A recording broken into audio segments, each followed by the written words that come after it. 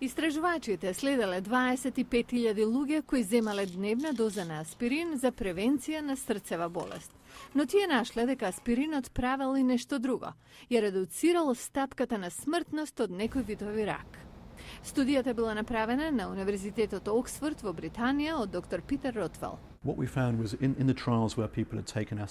Најдовме дека луѓе кои земале аспирин меѓу 4 и 7 години во просек имале намален ризик од умирање од рак за околу 25%.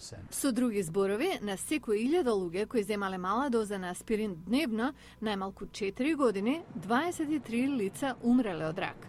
Споредете го тоа со 30 на секој 1000 кои не земале аспирин. Лекот бил особено ефикасен во превенција на смрт од колоректален рак, рак на бели дробови и рак на хранопроводникот.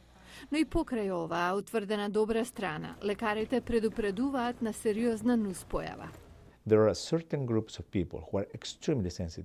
Одредена група луѓе е почувствителна на нуспојавите на аспиринот, развиваат гастритис и чир во стомак и завршуваат во соба за итна помош со тешко крварење. Доктор Хуерта вели дека има многу други причини зошто аспиринот не е за сите. Може да реагира негативно со други лекарства што пациентот ги зема. И пациенти кои веќе имаат рак не треба да земаат аспирин без консултација со нивниот лекар. И иако има студии што покажуваат дека аспиринот може да го намали создавањето на полипи во дебелото црево и ракот што од нив може да произлезе, оваа студија не покажува дека аспиринот всушност спречува рак. Студијата била дизајнирана за проучување на морталитетот, а не на инцидентите. Затоа каква интеракција има аспиринот со клетките на ракот, треба да се направат повеќе и поголеми студии.